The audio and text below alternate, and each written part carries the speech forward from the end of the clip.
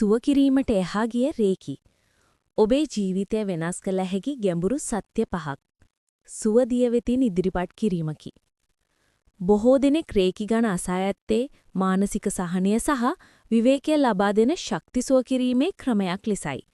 එහි මතුපිටින් පෙනෙන සරල බවට යටින් ගැඹුරු ජීවන දර්ශනයක් සැඟවී තිබේ. මෙම ලිපියෙන් අපි රේකි ගුරුවරියක වන මාරි හෝල් විසින් රචිත Reiki for Common Ailments ග්‍රන්ථය ඇසුරෙන් සුව කිරීම, ස්වයං අවබෝධය සහ ජීවිතය දෙස බලන අපගේ දෘෂ්ටිය මුළුමනින්ම වෙනස් කළ හැකි ප්‍රබල සත්‍යයන් පහක් ගවේෂණය කරන්නෙමු. මේවා හුදෙක් ශිල්පීය ක්‍රම නොවේ. ඒවා වඩාත් ගැඹුරින් ජීවත් වීම සඳහා වූ මාර්ගෝපදේශයන්ය. 1. සුව කිරීමට වඩා සමන් දීම වැදගත්. ප්‍රතිකාර සැසියකදී වැදගත්ම අංගය කුමක්ද? ශක්තිය ලබා දීමද? මාරි හෝල් පවසන්නේ ප්‍රතිකාර කාලය තුල ඇති එකම වැදගත්ම අංගය වන්නේ කිසිදු විනිශ්චයකින් තොරව සේවාදායකයාට සමන් දීමයි යන්නයි.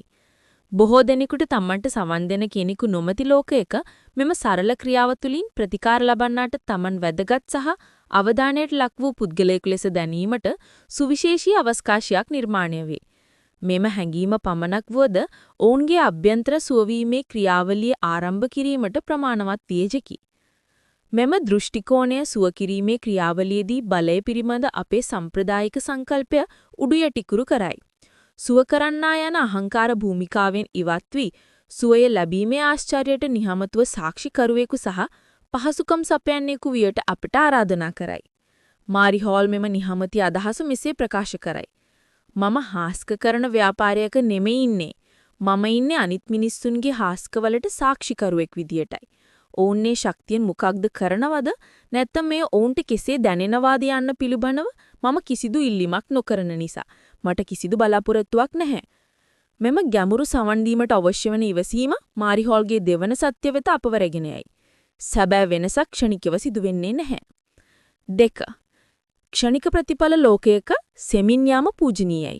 අපෙන් බොහෝ දෙනෙකුට ක්ෂණික තෘප්තිය, ක්ෂණික බුද්ධිත්‍ය සහ ක්ෂණික පිළිතුරු අවශ්‍යයි. මාරි හෝල් නිරීක්ෂණය කරයි.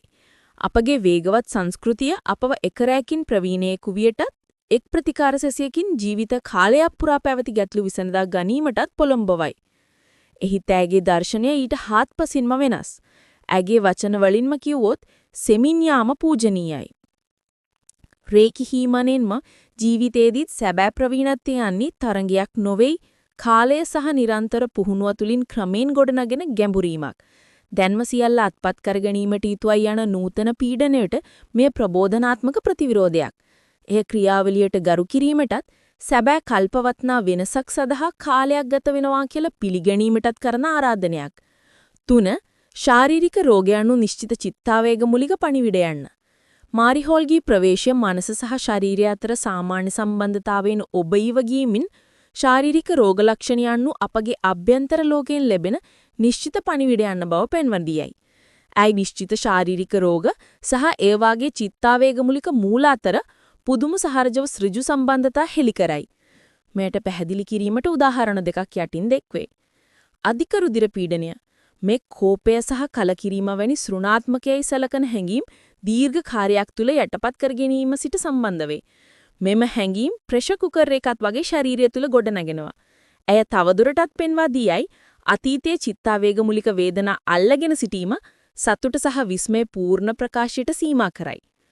ආස්තිකාව විශේෂයෙන්ම දරුවෙකුට අධික වේර රකවරණය දැක්වීම හෝ සෙනෙහෙන් හිරකිරීම හේතුවෙන් හැඟීම් ප්‍රකාශ කරන්න ප්‍රමාණවත් ඉඩ නැති බව දැනීමට මේ රෝගය ඇතිවේ. එය හුස්ම ගැනීමට ඇති භෞතික අපහසුව වගේම චිත්තාවේගීකව හිර වෙලා ඉන්න බවට පණිවිඩයක්. මෙම දෘෂ්ටිකෝණය අපගේ රෝග ලක්ෂණ අහම්බ දෝෂ ලෙස නොවේ. අපගේ අභ්‍යන්තර ලෝකයට හැම්දු ගැනීමට උදව් කරන වටිනා පණිවිඩ කරුවන් ලෙස දැකීමට අපව බල කරයි. අන්‍යයන් තුල ඇති මෙම පණිවිඩ තේරුම් ගන්න නම් පළමු අපි තුලම ඒවා තේරුම් ගැනීමට ඉගෙන ගත යුතුයි. මෙය ඊළඟ මූල ධර්මයට සෘජුව යොදමි ගිය. 4. සුව කිරීම ආරම්භ ගන්නේ සුව කරන්නාගෙන්ම. සුව කිරීමට ඵලදායී මෙටවා වීමට නම් ප්‍රතිකාරකයාගේ යහපත අතිශයින්ම වැදගත්. මාරි හෝල්ගේ ඉගැන්වීම් වල පැහැදිලිව සඳහන් වේ. වෙනත් අය සමග වැඩ කිරීමේදී රේකි ප්‍රතිකාරකයන් සමගියෙන් සිටිය යුතු බව අය පවසනවා.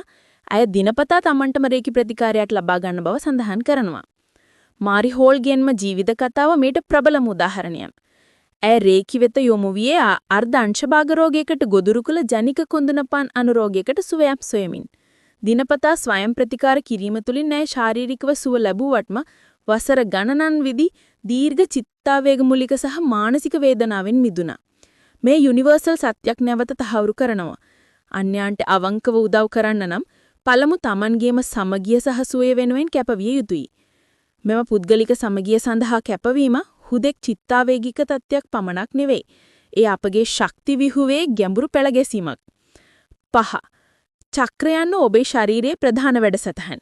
බොහෝ විට අධ්‍යාත්මික සංකල්පයන් ලෙස සලකන චක්‍රයන්ග අපේ භෞතික යථාර්ථයට සෘජුවෙන්ම බදපාන ආකාරය පිළිබඳව මාරි හොල් ප්‍රායෝගික රාමුවක් ඉදිරිපත් කරයි.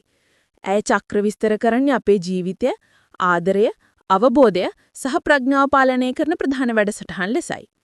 ඇය අධිභෞතික චක්‍ර සහ භෞතික අන්තර්ශ්‍රාවී පද්ධති අතර ඍජු සම්බන්ධයක් ගොඩනගනවා.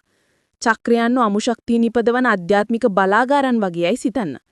අන්තර්ශ්‍රාවී ග්‍රන්ථියන්ව ඒ අමුශක්තිය ශරීරයට තැහැමුන් ගැනීමට හැකි වූ නිශ්චිත රසායනික පණිවිඩකරුවන් හෝ හෝමෝන බවට පත් කරන ට්‍රාන්ස්ෆෝමර් සහ පරිසීදන මධ්‍යස්ථානවනි. උදාහරණයක් ලෙස ආදරය සහ කරුණාවේ කේන්ද්‍රස්ථානය වන හෘද චක්‍රය, අනාහත චක්‍රය බෞද්ධික සහ අධ්‍යාත්මික ශක්තිය අතර පාලම වේ. එය නිරෝගී ප්‍රතිශක්තිය පද්ධතියකට අත්‍යවශ්‍ය වන තයිමස් තන්තියට අනුරූප වේ. මෙම චක්‍රය තුලින් අපි එකමතු අත්දැකීම සහ ප්‍රතිඵලෙන් මිදී සිටීමට ඉගෙන ගන්නී. නිගමනය. ගැඹුරු ජීවන දර්ශනයක්. අවසානයේදී මාරිහෝල් උගන්වන්නේ රේකියානු අපි සිදු කරන ක්‍රියාවලියක් නොවේ. අපි විසින් වගා කරන පැවතීමේ තත්ත්වයක්. ඒ ආරම්භ වන්නේ සමන් වීමට අති නිහමතුවෙන් ක්‍රියාවලියට ඉවසීම වැළඟෙනවා. අපේ ශරීරයේ ප්‍රඥාව විකීර්ණය කරන්නට අපව බල කරනවා. මෙම තත්ත්වය ලබා ගන්න හැකි අපගේම සමගිය සඳහා වූ නොසලීන කැපවීමකින්. ඒ සක්‍ර සම්පත්තිය තුළ අපගේ ආධ්‍යාත්මික ශක්තිය අපේ භෞතික යථාර්ථය සමග සම්බන්ධ කරනවා. එහෙමනම් මේ අපි නිතිරි කරන අවසාන ප්‍රශ්නය හුදෙක් විමසීමක් පමණක් නෙවෙයි. ඒ මේ සම්පූර්ණ දර්ශනයේම ගාමික බලවේගයක්. දැන් ආදරේ මොකක්ද කරන්නේ?